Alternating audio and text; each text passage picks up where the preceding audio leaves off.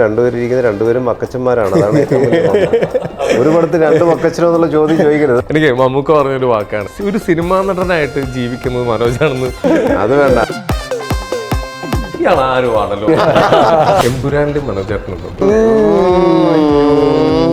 വിക്കിപീഡിയയിലുണ്ട്. വിക്കിപീഡിയക്കൊക്കെ ഒരു മര്യാദ വേണം. ആസിന് ഒരു ഭയങ്കര ജമ്മാണ്. ഇത്ര സ്വീറ്റ് ആയിട്ടൊരു ആക്ടറെ കണ്ടിട്ട് ഈ ഇൻസ്റ്റാഗ്രാം പിള്ളേർക്കൊക്കെ അറിയുന്ന അനന്തപത്രത്തിലെ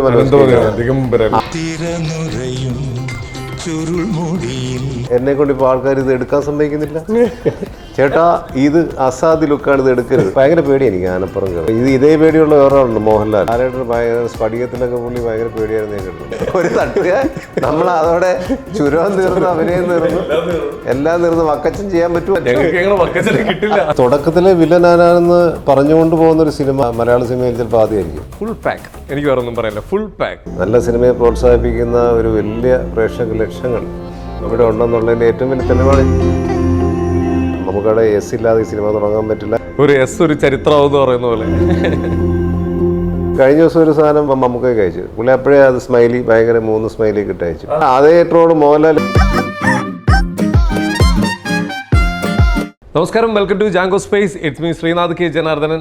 വളരെ സന്തോഷത്തോടെയാണ് ഞാനിപ്പോൾ ഇരിക്കുന്നത്. കാരണം വേൾഡ് വൈഡ് മലയാളികൾ നെഞ്ചോടെ ഏറ്റെടുത്ത ഒരു സിനിമ രേഖാചിത്രം. ആ ചിത്രത്തിൻ്റെ വിശേഷങ്ങളുമായിട്ടാണ് ഞാൻ വീണ്ടും വന്നിരിക്കുന്നത്. അപ്പോൾ ഇപ്പോൾ ഏറ്റവും വലിയ പ്രത്യേകത എന്ന് പറഞ്ഞു കഴിഞ്ഞാൽ ഇപ്പോൾ ആ സിനിമയെ കുറിച്ചുള്ള വിശേഷങ്ങൾ പങ്കുവയ്ക്കാൻ നമ്മളോടൊപ്പം ചേരുന്നത് നമ്മുടെ സ്വന്തം മനോജ് ചേട്ടനുണ്ട്, ഒരു ഉണ്ണിലാലുണ്ട്. നമസ്കാരം, വെൽക്കം ടു അവർ ഷോ. നമസ്കാരം ചേട്ടാ. ആദ്യമായിട്ട് ഒരു മനസ്സറിഞ്ഞിട്ട് ഒരു ഹാപ്പി ന്യൂ ഇയർ അങ്ങനെ തരുന്നത്. Happy new year. കഴിഞ്ഞ 2024 ജാനുവരിയിൽ കുറച്ച് നല്ല സിനിമകൾ അങ്ങോട്ട് വന്നിട്ട് പിന്നെ മലയാള സിനിമയുടെ നല്ല കാലം വരുന്നു. ഇപ്പൊ 2025 ഞാൻ ആരായിരിക്കും, എവിടുന്നാണ് സ്റ്റാർട്ടപ്പ് നിങ്ങൾ വിചാരിച്ചിരിക്കുമ്പോഴാണ് ഇതാ അടിപൊളി. ഇതിന്റെ പ്രൊമോഷന് ഒന്നും പറഞ്ഞില്ല ആരും. ഈ സിനിമയെ കുറിച്ച് ഒരു കാര്യവും പുറത്ത് പറയില്ലെന്ന് പറഞ്ഞപ്പോൾ തന്നെ ആ ഇന്റർവ്യൂവിൽ ഞാൻ പറഞ്ഞിട്ടുണ്ട്, എങ്കിൽ നമ്മൾ ഇതിന്റെ സക്സസ് പാർട്ടിക്കായിരിക്കും ഇനി മീറ്റ് ചെയ്യാൻ പോണത്. കാരണം എന്തൊക്കെയോ ഇതിന്റെ പുറകിലുണ്ടായിരുന്നു. എന്തായാലും അടിപൊളി, വളരെ സന്തോഷം. ഏറ്റവും വലിയൊരു കാര്യം, രാത്രി 1 മണിക്കും നിറഞ്ഞ സദസ്സിൽ സിനിമ ഓടിക്കൊണ്ടിരിക്കുന്നു. നേരിട്ട് കണ്ട ആൾക്കാരെ ഞങ്ങൾ കണ്ടതാ മറ്റേ കോഴിക്കോട്. ഞാൻ ഞെട്ടിപ്പോയി ശരിക്കും. കാരണം ഇത്രയും ഈ ഒരു സമയത്തും ഇത്രയും ദിവസം കഴിഞ്ഞിട്ടും അവർ ഇത്രയും അൺടൈമില് 1 മണിക്കൊക്കെ ആരെങ്കിലും തിയേറ്ററിൽ പോയി സിനിമ കാണും. പക്ഷെ ആ സമയത്ത് ഷോ ഉണ്ടെന്ന് വെച്ചിട്ട് അത് കാണാൻ പോകുന്ന വലിയ മനസ്സുണ്ടല്ലോ, അവരെ സമ്മതിക്കും. തീർച്ചയായിട്ടും നല്ല സിനിമയെ പ്രോത്സാഹിപ്പിക്കുന്ന ഒരു വലിയ പ്രേക്ഷക ലക്ഷങ്ങൾ നമ്മുടെ ഉണ്ടെന്നുള്ളതിന്റെ ഏറ്റവും വലിയ തെളിവാണ് ഞങ്ങൾ കോഴിക്കോട് കണ്ടത്. അത് പലയിടത്തും അങ്ങനെ തുടരുന്നുണ്ട്, പല തിയേറ്ററിലും അങ്ങനെ ഉണ്ടെന്ന്. നമ്മള് കോഴിക്കോട് കോർണേഷനിൽ പോയിട്ട് അവര് പറഞ്ഞു, അല്ല സിറ്റി പോളിസിൽ പോയപ്പോൾ അവര് പറഞ്ഞു ഇനിയും അവിടെ ഷോ ഉണ്ട്. അത് തന്നെ 11:30-ക്ക് അതിനുശേഷം ഷോ ഉണ്ട്. ഇതിൽ ഏറ്റവും വലിയ കാര്യം എന്ന് പറഞ്ഞാൽ ഇപ്പൊ കുട്ടികളുള്ളതുകൊണ്ട് ശനി ഞായറിലേക്ക് മാറ്റി വെച്ചേക്കാം സിനിമകൾ. ശനിയാഴ്ച ദിവസം, വെള്ളിയാഴ്ച, ശനിയാഴ്ച, ആ ദിവസങ്ങളിൽ ഇപ്പൊ എല്ലാ ദിവസങ്ങളിലും കുട്ടികൾ, ഫാമിലി, പ്രായവർ എല്ലാവരും വരുന്നുണ്ട്. തീർച്ചയായും ഒരു വെള്ളിയാഴ്ച കഴിഞ്ഞു, രണ്ടാമത്തെ വെള്ളിയാഴ്ച ആയിട്ടും ഇപ്പോൾ അടുത്ത റിലീസിംഗ് ടൈം ആയിട്ടും ഇപ്പോഴും തിയേറ്ററിൽ നമുക്കൊരു സ്പേസ് ആളുകൾ മാറ്റി വെച്ചിട്ടുണ്ട്. ആബാലവൃദ്ധം ജനങ്ങളും വാക്കെടുത്ത് തന്നെ പറയണം, അവര് എല്ലാവരും വരുന്നുണ്ട്. എല്ലാവരും കുട്ടികളെ മുതലേ ഏറ്റവും പ്രായമുള്ളവർ വരും. എന്തായാലും വളരെ നല്ലൊരു തുടക്കം തന്നെയാണ്. അതുപോലെ ഏറ്റവും വലിയൊരു കാര്യം, ഇതിൽ നമുക്കൊന്നും പുറത്തധികം പറയാൻ പറ്റാത്തൊരു അവസ്ഥയാണ്. എന്നാലും ചെയ്തേക്കുന്ന ക്യാരക്ടറുകൾ, ഇപ്പൊ മലയാളം ചെയ്തേക്കുന്ന ഒരു ക്യാരക്ടറൊക്കെ ആണെങ്കിലും എങ്ങനെയാണ് അത് ഉൾക്കൊണ്ടെന്ന് പറയാൻ ഒരു പിടുത്തവും തരാത്തൊരു ക്യാരക്ടർ. അത് അങ്ങോട്ടും ഇങ്ങോട്ടും മാറി പാളിപ്പോകുന്ന ഒരു ക്യാരക്ടർ. അത് എങ്ങനെയാണ് ചേട്ടാ കഥ കേട്ടപ്പോ എങ്ങനെ മനസ്സിൽ കിട്ടിയത്? അത് ഈ മക്കച്ചന്റെ ഒരു സ്വഭാവമൊക്കെ വെച്ച് അയാൾ അനുഭവിച്ച ഒരുപാട് വലിയ വിഷയങ്ങളുണ്ട്. ഏതെല്ലാം സ്ഥലത്ത് വർക്ക് ചെയ്തു, ഏതെല്ലാം സ്ഥലത്ത് അയാൾ എത്രയോ പേരുടെ കൂടെ കൂടി എത്രയും വലിയൊരു ബിസിനസ് സാമ്രാജ്യം പടുത്തുയർത്തിരിക്കുന്ന ഒരു ക്യാരക്ടറായിട്ടാണ് കാണിച്ചിരിക്കുന്നത്. അപ്പം അതിൻ്റെതായ ഒരു മെച്യൂരിറ്റി അദ്ദേഹത്തിന് മൊത്തത്തിലുണ്ട്. ബോഡി ലാംഗ്വേജിലും പുള്ളിയുടെ ആറ്റിറ്റ്യൂഡിലും ഒക്കെ ഉണ്ട്. എൻ്റെ അടുത്ത് ആദ്യം തന്നെ ജോഫിൻ പറഞ്ഞു, ഇദ്ദേഹം ഒരു അത്യാവശ്യം ഒരു 62-65 വയസ്സിൽ താഴെ ഉണ്ടെങ്കിലും ഭയങ്കര സ്റ്റൈലിഷ് ആയിട്ട് ജീവിക്കുന്ന ആളാണ്. അല്ലാതെ ഇപ്പോൾ കാശുകാരനാണെങ്കിലും ഒരു ലോ പ്രൊഫൈൽ ജീവിക്കുന്ന ആളല്ല. വലിയ വീടും ആസാദ്യം വലിയ കാറുകളൊക്കെ യൂസ് ചെയ്ത് അയാളുടെ കോസ്റ്റ്യൂംസിലും കാര്യങ്ങളിലും ഒക്കെ ഭയങ്കര സ്റ്റൈലിഷാണ്. അങ്ങനത്തെ കോട്ടും സൂട്ടും ഒക്കെ ഇടുകയുള്ളൂ, നല്ല സ്പെക്സ് ഒക്കെ വെച്ച് ഭയങ്കര സ്റ്റൈലിഷ് ആണെന്ന് പറഞ്ഞത്. അപ്പോൾ അങ്ങനത്തെ ഒരു ക്യാരക്ടറാണ്. അപ്പോൾ അത്തരം ക്യാരക്ടർ അധികം ഞാൻ ചെയ്തിട്ടില്ലെന്ന് തന്നെ പറയാം. ഇങ്ങനെ ഇത്രയും ഹൈ എൻഡ് ആയിട്ട് ഉള്ള ഒരാളുടെ വേഷമൊന്നും ഞാൻ ചെയ്തിട്ടില്ല. ഞാൻ എൻ്റെ വീട് തന്നെയായിട്ട് കാണിച്ചിരിക്കുന്ന ഒരു അസാദ് ബംഗ്ലാവാണ്. എനിക്ക് തോന്നുന്നു കേരളത്തിൽ തന്നെ ഏറ്റവും വലിയ വീടുകളിലൊന്നാണ്. കേരളത്തിൽ തന്നെ, നമ്മുടെ തൃശ്ശൂർ അടുത്താണ്, മാളയിലാണ് ആ വീട്.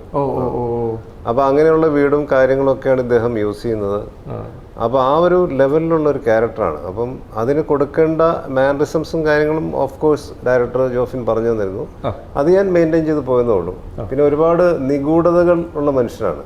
അയാളുടെ ഉള്ളിൽ ഒരുപാട് സംഭവങ്ങളുണ്ട്. അതൊക്കെ ഏത് കാലത്തെങ്കിലും പൊങ്ങി വരുമോ എന്നുള്ള പേടി അദ്ദേഹത്തിൻ്റെ മനസ്സിലുണ്ട്.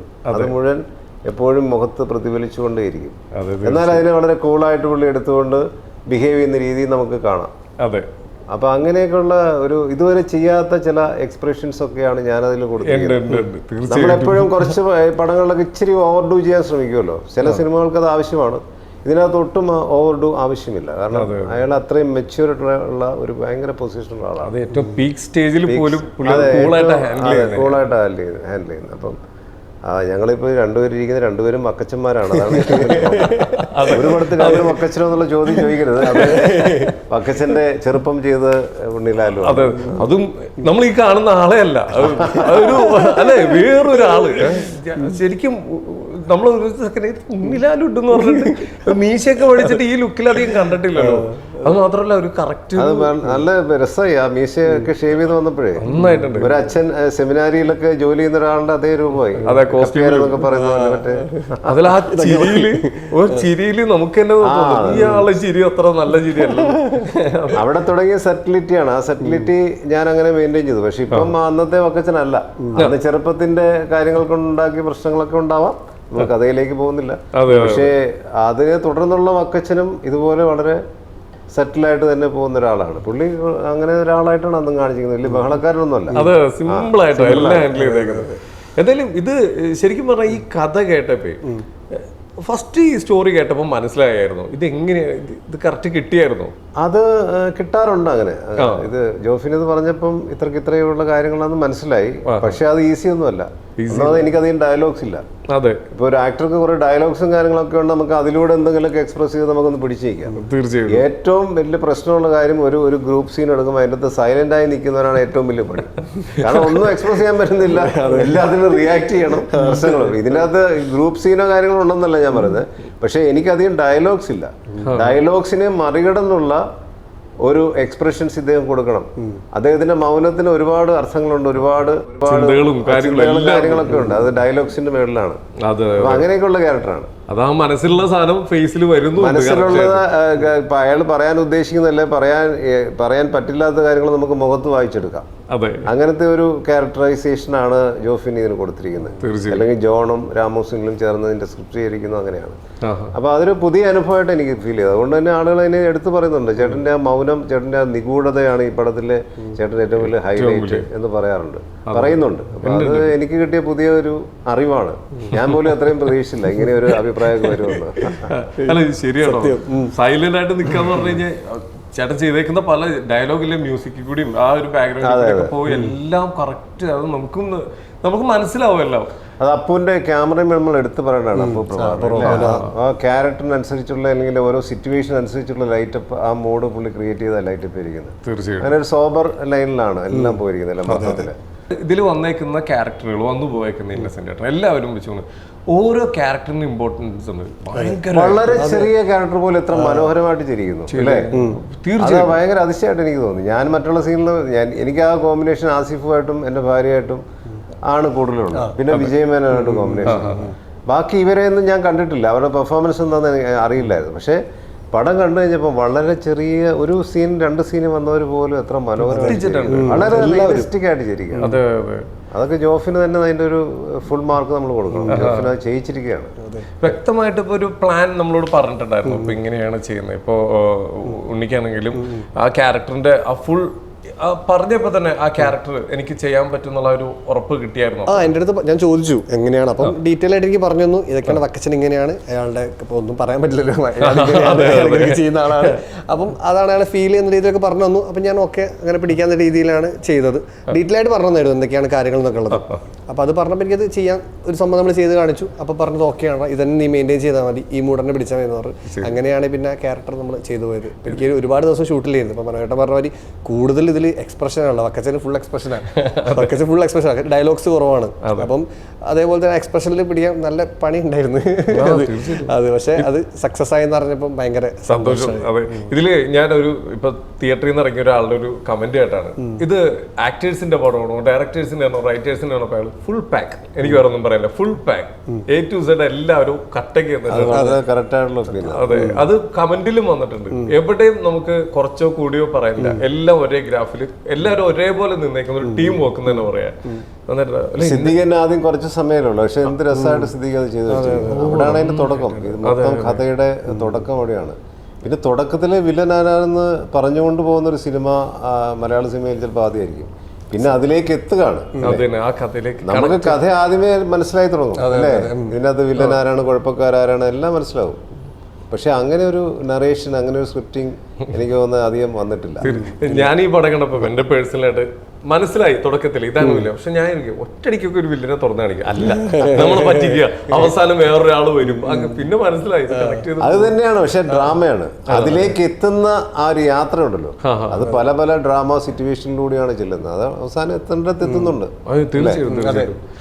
ഇപ്പൊ ഈ ഒരു സ്റ്റോറി ഇപ്പൊ ഈ ഒരു കഥ ഇപ്പൊ എനിക്കത് പറയാൻ പറ്റുമെന്ന് അറിയില്ല.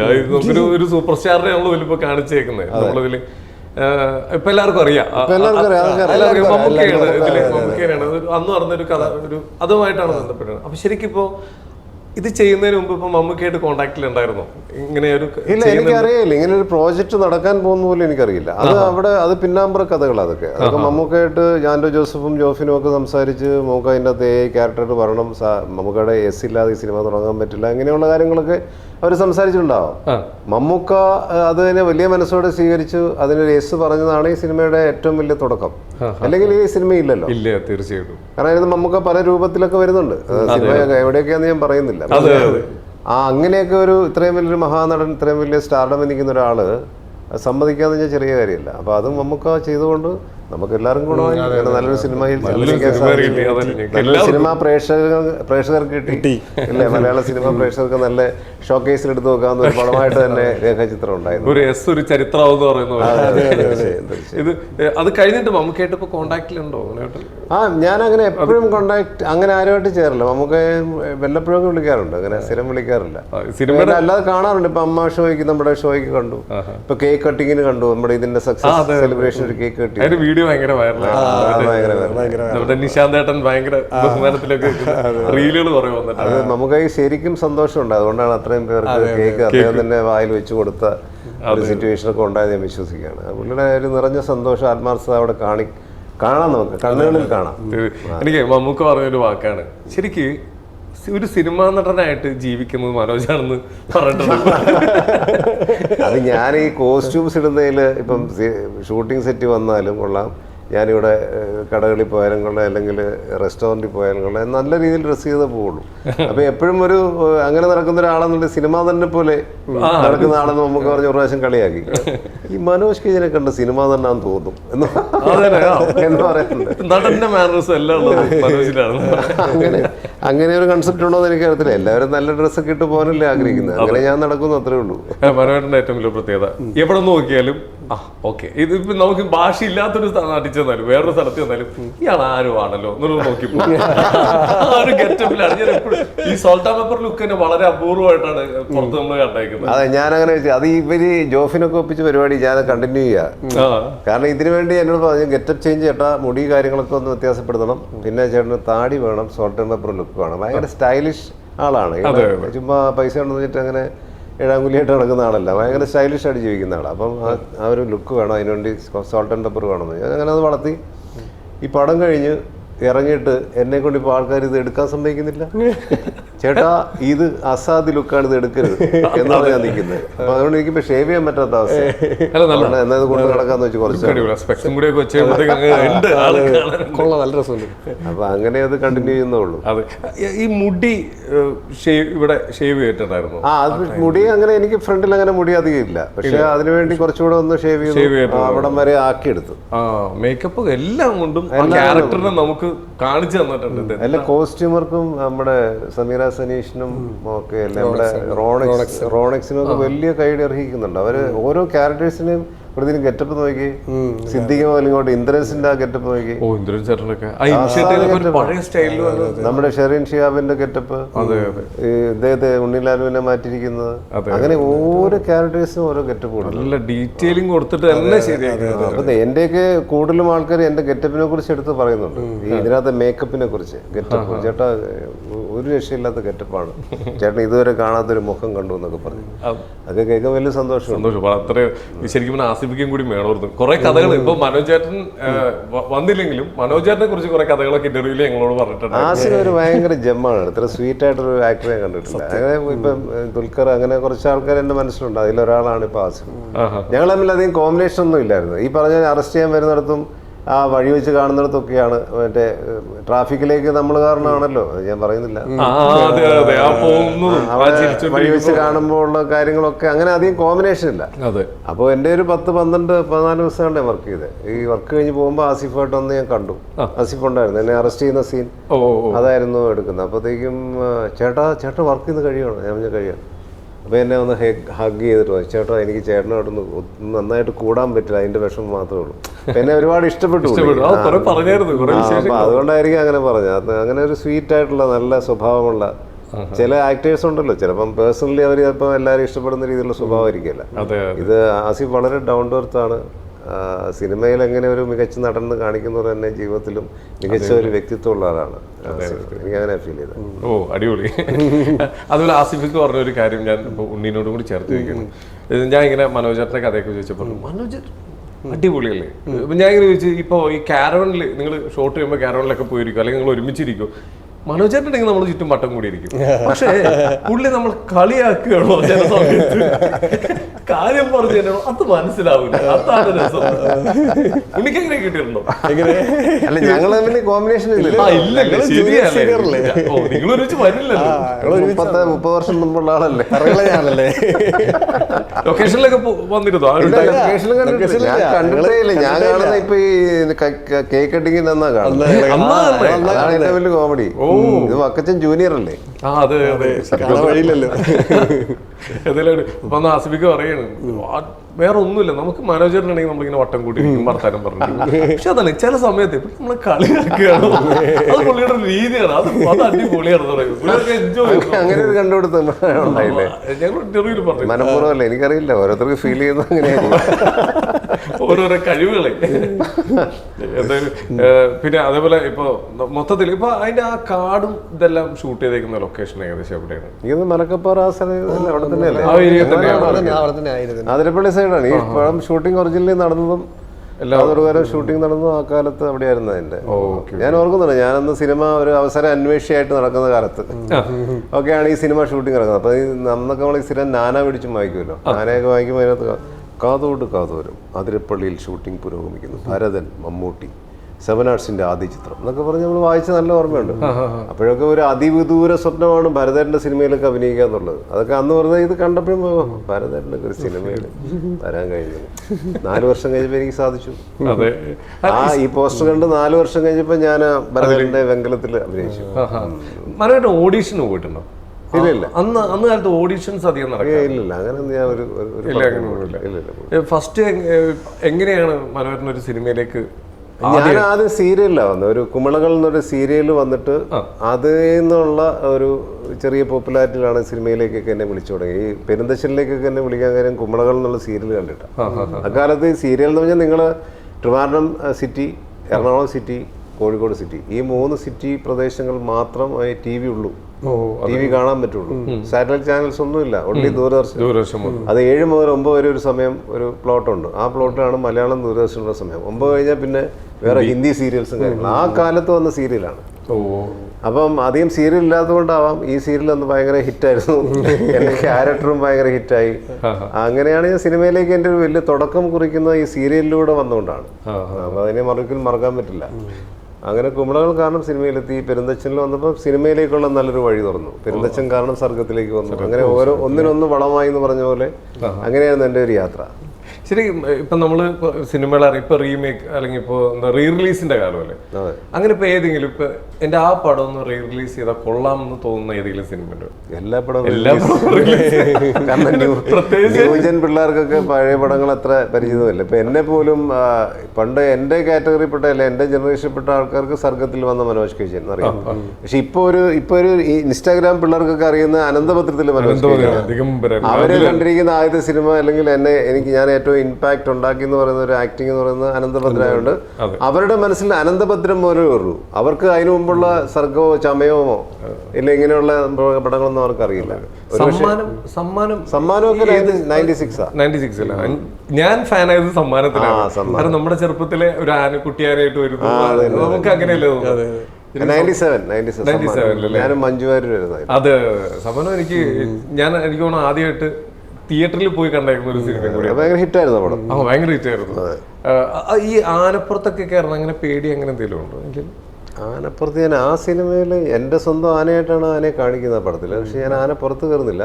പക്ഷെ ആനപ്പുറത്ത് കയറിയ 2 പടം, ഒന്ന് കുങ്കുമച്ചപ്പ്, ഞാൻ ശോഭനയും അഭിനയിച്ചിട്ടുണ്ട്. അതിൻ്റെ അകത്ത് ഒരു ഇമാജിനേഷൻ ഷോട്ടിൽ ശോഭന ഇങ്ങനെ നോക്കുമ്പോൾ ഞാൻ ആനപ്പുറത്ത് പെണ്ണ് കാണാൻ വരുന്നതായിട്ട് ഒരാളായിട്ട് കാണിച്ചിട്ടുണ്ട്. പിന്നെ ചുരത്തിൽ ഭരതേട്ടൻ്റെ ചുരത്തിൽ ഞാനൊരു സോങ് സിറ്റുവേഷനിൽ ഞാൻ ആനപ്പുറത്തിരുന്നിട്ട് ദിവ്യാവണിയെ നമ്മുടെ കുട്ടീനെ എടുത്ത് മേളിലിട്ട് അവനെ എടുത്ത് വെക്കുന്ന ഒരു സോങ് കട്ട് വേണ്ടി കയറിയതുണ്ട്. ഭയങ്കര പേടി എനിക്ക് ആനപ്പുറം കയറി. പേടിയാണോ? അപ്പൊ അന്നങ്ങനെ കയറി ഇതേ പേടിയുള്ള വേറെ ആളുണ്ട്, മോഹൻലാൽ.